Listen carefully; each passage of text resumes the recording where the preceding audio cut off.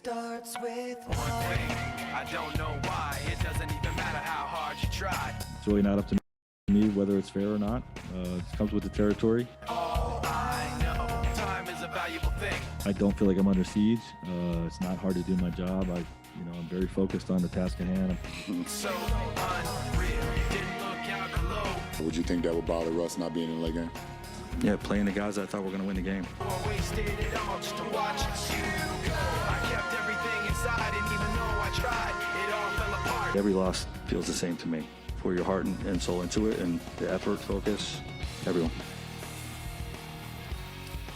All right, so let's start with a stat from our researcher, Caesar. Russell Westbrook is shooting 32% from the field in January. That's the worst among all qualified NBA players. So for more on what went down here in Los Angeles last night, we bring in our Lakers reporter, Dave McMenamin. Dave, you were in the building last night. So what was the mood around the team after the Westbrook benching?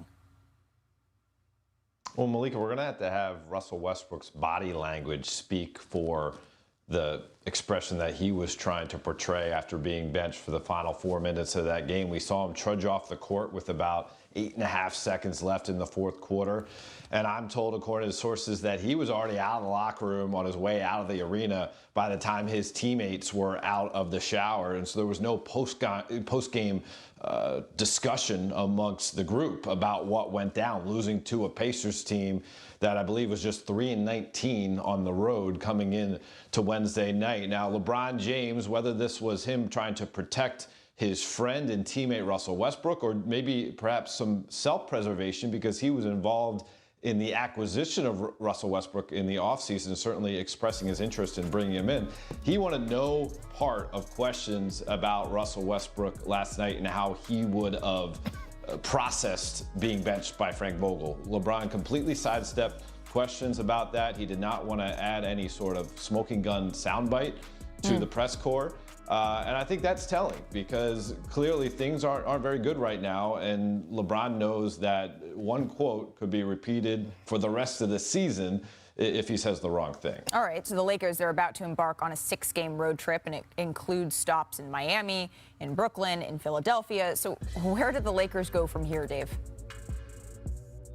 Well, I reported last week, Malika, that there is some optimism within the organization that they're going to get Anthony Davis back from his left knee injury at some point during this road trip. And you look at the trip, like 10 games away or 10 days away from home is hard. It's a lot of travel, especially in the time of Omicron. There's always potential for guys going into health and safety protocols and that causing all sorts of challenges for a team. But you look at these games, they're winnable. You have a Miami Heat team the Lakers already beat. You have the Hawks who the Lakers already beat. You have Brooklyn in Brooklyn where they won't have KD or Kyrie. You have the Orlando Magic, one of the cellar dwellers in the league. And so if the Lakers just commit to their defensive principles that they showed in the Utah game, they should have a chance. Now, that's going to require on Frank Vogel's part to commit to some sort of semblance of a rotation. Even though he doesn't have all his pieces available to him, this team, when you talk to the players, when you hear their frustration, it's that they haven't been able to establish identity because they haven't stuck with one group and gone with it.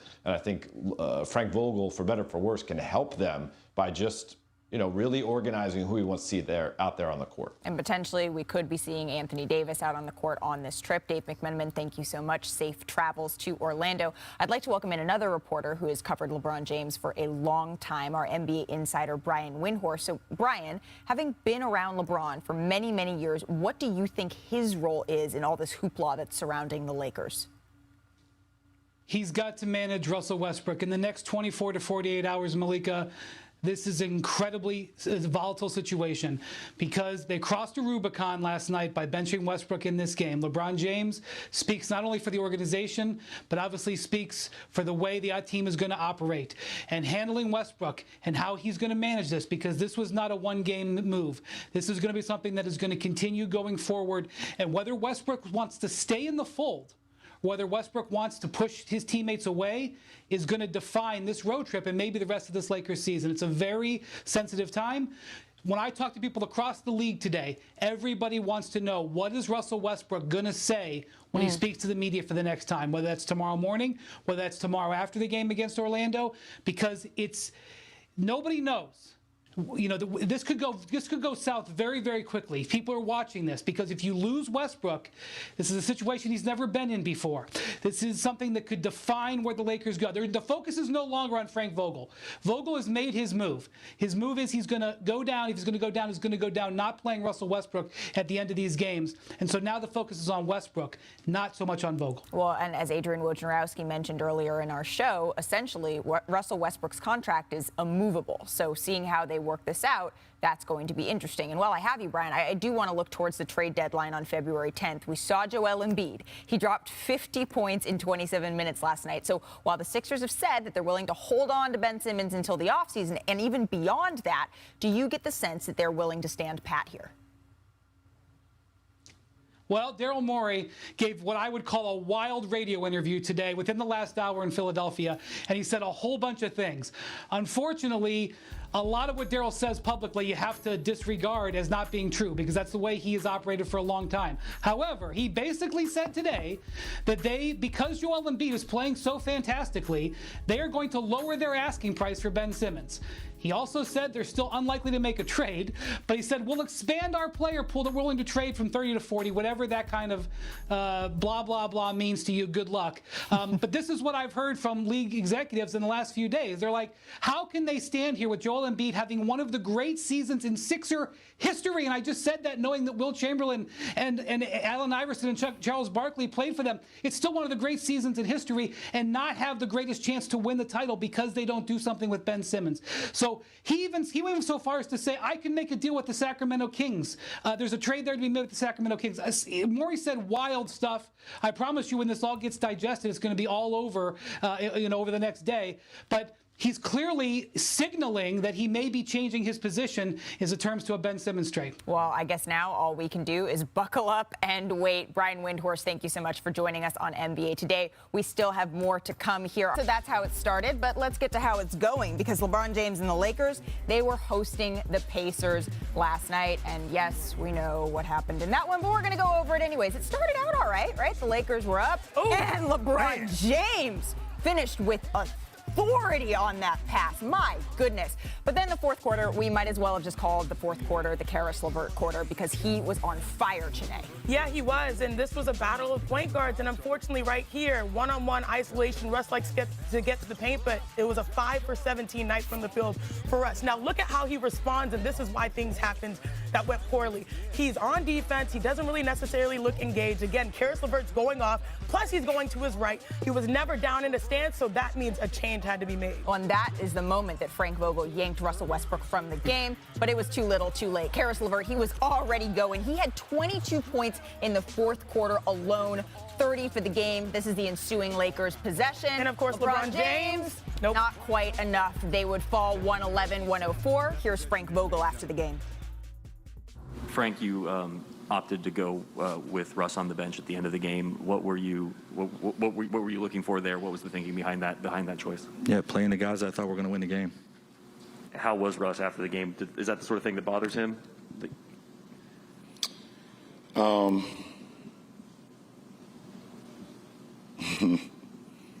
Have you followed Russ throughout his career? Not as closely as you have, probably. Okay. Have you followed Russ throughout this season? Yeah. Would you think that would bother Russ not being in the late game? So Russell Westbrook, he had another tough night from the field, shooting 5 of 17. However, he had a rare hot hand from three-point range, making a season-high 4 three-pointers. But Russ missed 10 of his 11 shots from inside the arc. So when we launched the show on October 18th, since then, I don't think we've had more conversations about any individual player outside of Russell Westbrook. I know we're making a push with John Morant right now, Perk. It's going to be okay. But last night, to me, though, it felt a little bit like a tipping point for the Lakers. Frank Vogel benched Russ because you just heard it. He wanted to go with players that he said he thought would win the game. So, Perk, I'm going to start with you here. Was that the right decision by Vogel? It was the right message. Sometimes you have to send a message to certain players, whether they're franchise guys, max guys, or whatever, to let them know that this won't be tolerated. And as we saw in the clip, look, Russ, you missed the shot and didn't get back in transition, didn't give no effort on the defensive side of things, and that's just uncalled for. And so when you have a guy like LeBron James who comes out publicly on Twitter, on social media, and tell the Laker Nation, Laker fans, whatever you want to call them, that he's going to be better, that's accountability. And right now, Russ is not holding himself accountable. We hear him in the press game conference when he's saying things to the nature of, it's more than basketball, it's just life. No, Russ, no. This is it's basketball right now. It's about championships. And Legs, you brought up a point about 4 months ago, that you said they might need to consider bring Russell Westbrook off the bench. I second that. You know why? They got to move LeBron again. Here it goes. We got to move LeBron from the center position back to the point guard position, maybe start Dwight Howard, but Russell Westbrook has to come off the bench because him and LeBron just can't coexist at the same time. Well, Perk, we heard Russell Westbrook after games in games past, but last night he left the arena without speaking to reporters. And so, Woj, we kind of saw what happened on the court there. What has ensued since? Well, Lakers got on a plane today and headed on, a sizable road trip, and they headed to Orlando. Rob Pelinka, the Lakers GM's on that trip, and I would expect that he and Russell Westbrook are going to have conversation either on the flight or when they get to Florida today, and Frank Vogel, because what's going to be key now for the Lakers is what comes next, what are the conversations now about what this means, and like Perk said, was it a message for a single game? Is it the beginning of a role shifting? And I think LeBron James's role in this is going to be important. His leadership, his voice, in getting Russell Westbrook, the organization, to a place here where they can figure out how they can move forward. There's no trade out there for Russell Westbrook. There's nobody taking on his contract, and the way he's playing right now, that's not there. So they're going to have to figure out how to make this work. And listen, the benching of Russell Westbrook last night at the end of the game, that is not just a coach's decision. That's an organizational decision. Frank Vogel's not doing that without the organization signing off on that. And Dave McMenamin reported that today, and that's certainly the case. And so what happens next? What are the conversations that are going on today? And Dave McMenamin will join us with his reporting later in the show. But that flight to Orlando, Woj, that is a long one. And Tim and Perk, Janae, you all have played, and Janae, you still do, play the game at the highest level. So for that, long airplane ride and this ensuing longest trip of the season, Tim, I want to start with you here. What needs to happen from a player perspective for that cohesion to exist so that they can move forward in these conversations? Honestly, obviously LeBron James, leader of the team, and whatever he says and whatever his body language is, whatever indications he gives, he doesn't have to come out and say anything publicly. He doesn't have to indict Frank Vogel. He doesn't have to publicly support Russell Westbrook. It's all about body language, innuendo, what he may not say. LeBron James right now is in control, really, of this situation. But I think really what it comes down to for Russell Westbrook, some introspection. If he takes this as a personal slight, and Woj and I were talking about this, and Perk, you'd probably agree with this. I was trying to think. This has probably never happened to Russell Westbrook in his career where he sat on the bench at the end of a close game. One time. You can remember one time? Okay. One time when I was with the Oklahoma City Thunder, we were in the playoffs against the Mavericks, and Eric Maynard was playing well, and Scotty Brooks didn't roll with Russ towards the last stretch of the fourth quarter. So it's only happened mentally, one time. Right, one other time in his career, and that was years ago. Yep. Right? So now this guy's won an MVP since then. He's averaged triple-double 4 times since then. He's dealing with a lot right now mentally and emotionally, but if he's being honest, if he can be honest with himself about the way he played last night, in particular the fact that you saw the defensive effort or lack thereof getting tuned up by the opposing point guard, clearly letting his offense affect his defense and his effort. If he really looks in the mirror and has introspection, they can get past this. If he comes out and just plays with all-out effort against Orlando, and if he wants to make this a personal thing, and LeBron James most likely is going to have his back more than Frank Vogel's, Frank Vogel could be in trouble. I mean, he may not get through this season, although I think that would be a mistake. If they made a move in season, you're not going to benefit from that. But I think LeBron right now is the key. Is he going to support Frank Vogel in this or not? And what he said after the game last night, that didn't look like it. Ironically, what you guys both outlined is exactly what happened to me. my last 2 seasons. You know, I played for the Connecticut Sun for 5 years, and then I got traded to the Sparks, and on that team has Candace Parker and Chelsea Gray, and of course my big sister. And it was hard for me to transition from being a top option on one team, and then now knowing that this is a championship team, and it requires that exact same honesty. And I think the only point I differ is I know the question sometimes seems to be black or white, start or bench. Sometimes it's just realizing your role has to change. For me, I came off the bench for my team, and that was a better position for me. But if that meant starting a few games, you just have to be open-minded about where you are relative to where the team is. And that's the position Russell Westbrook is in right now. I will give concrete examples of what Russ probably needs to do. He leads the NBA right now in turnovers. Number 2 is James Harden. He's turned the ball over 188 times this season. If I'm a player, I was in that position, I'm like, I've got to lower that number to put my team in a better position. Yes, people are not guarding me per se from 3. That's why I feel more comfortable making shots. What do? All right, maybe it's not always shooting. Maybe instead of assisting, it's screen assisting, dribble handoff. And now that shot is for another shooter, getting your teammates going. And then lastly, you know, you have that motor that everyone talks about. Bring that on defense. You know, I'm not surprised someone in his position is benched when your player that you're guarding is going off like that. That is normal no matter whether you're LeBron James or the last player on the bench. When you're under 500, you know those are possibilities as a top-tier athlete. So I relate to this scenario, and I do think that it's all about honesty and self-reflection. I do want to get back to something that Tim touched on, though. We should go back to where this all started. Frank Vogel, pregame, he said he didn't feel like he was under siege, and then the Lakers lost. And again, this is their 4th loss in 5 games. So here's what the players had to say about their coach and where the blame should lie. He's handling it. He's here. He comes in upbeat every day.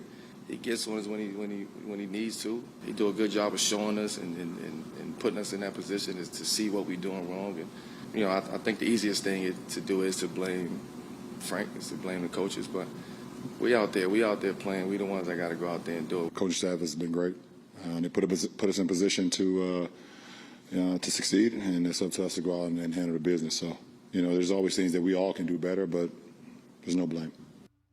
Okay, so that's what the players are saying, supporting their coach publicly. But what does the future hold? Woj, what's the latest on the future for Frank Vogel in Los Angeles? Listen, the Lakers want to give Frank Vogel every chance they can to stay in this job. They don't have the depth on their coaching staff that they might have had in previous years to make a coaching change. You get past David Fizdale, and if you'd make David Fizdale the interim coach, now you have the rest of his staff that is largely a more inexperienced staff. It doesn't have former head coaches on it. Doesn't have, there's no Jason Kidd there. Listen, if Jason Kidd was still on his staff, he might be the head coach by now, but he isn't. And so, listen, the organization, I think, is trying to allow Frank Vogel to get through this, get Anthony Davis back.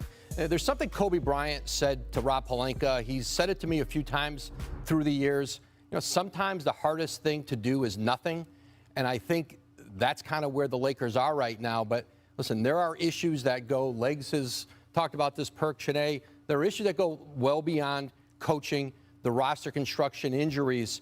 And listen, no one can survive the kind of loss they had to Denver the other night. You lose by 37, your team's non-competitive.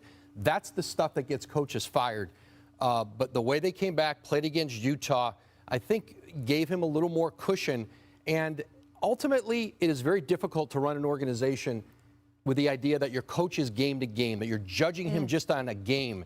It's not the way you should do it, and I think Frank Vogel is going to get more runway here to coach this team and at least get to the end of the season. Oh, and Perk, we were texting last night, and you were a big supporter of sticking with Frank Vogel a little bit longer. Why?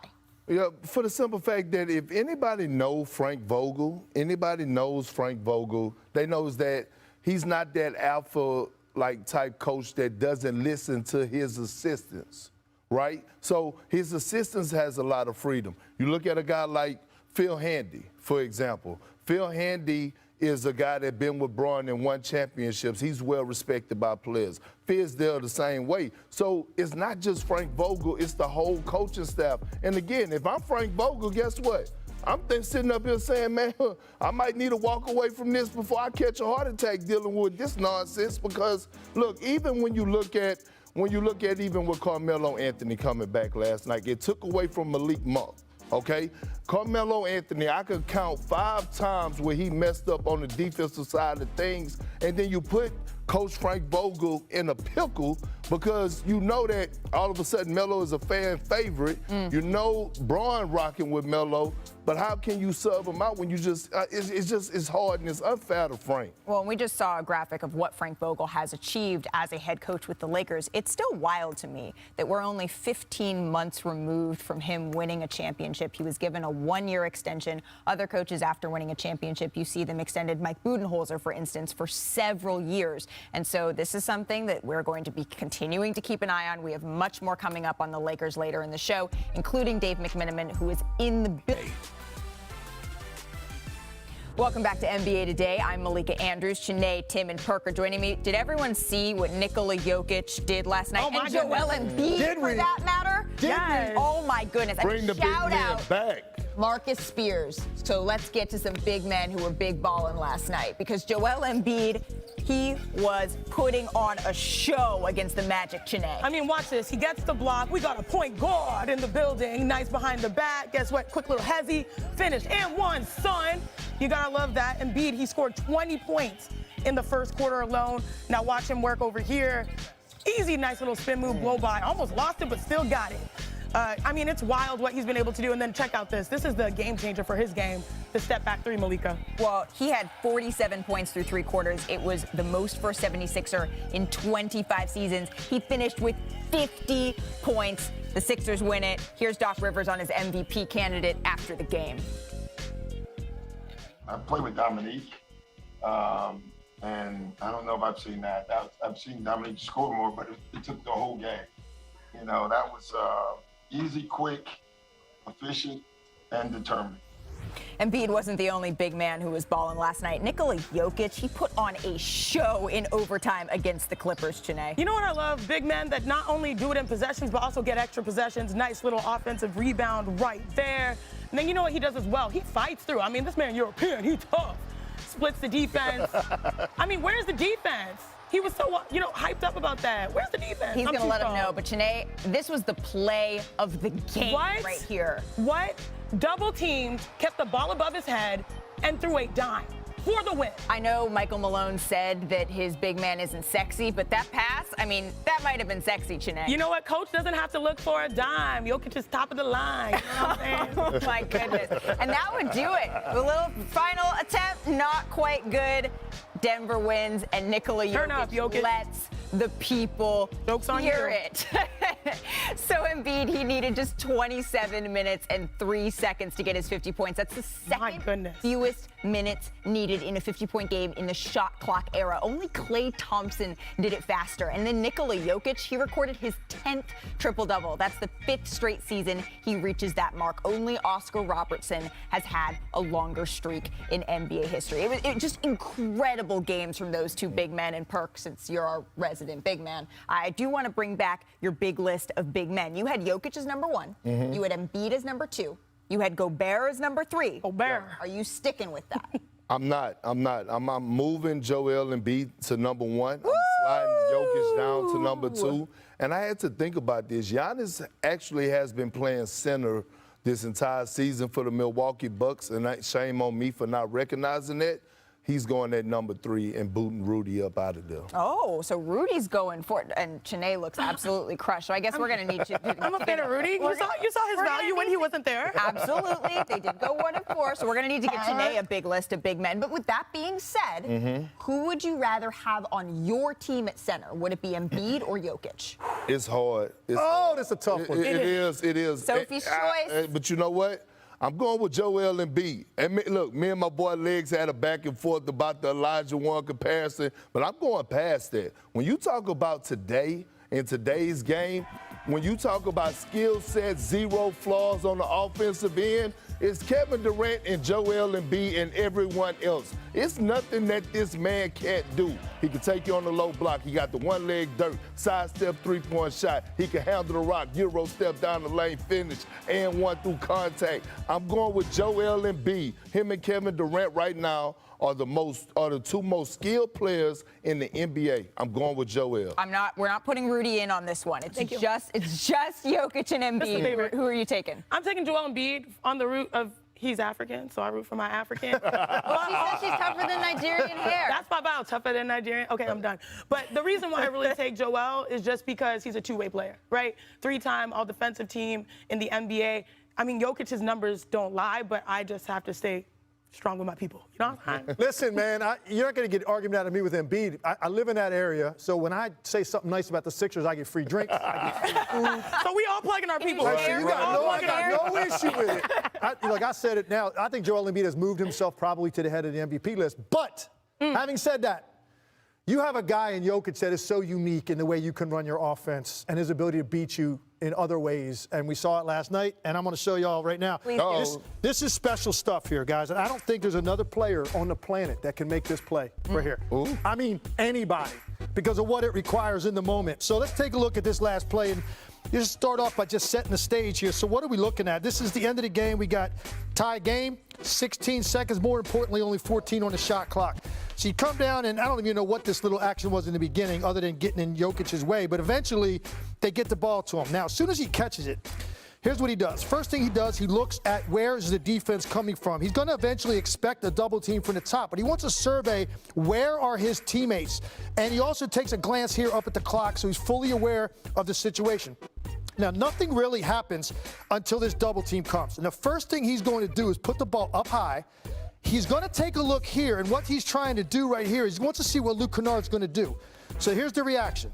Luke Kennard's going to jump this. Now, Jokic knows if he goes ahead and makes what would be the obvious pass, I think 99% of the players in the league would just go ahead and give the ball up right here. The problem with that is Jokic understands with 5 on the clock, and you throw the ball right there, you are going to end up with an isolation from the top of the key, and you're not getting the ball back, so you are not going to determine the end of this game. So that's really just a decoy to look off, and he wants to see what Luke Kennard is going to do.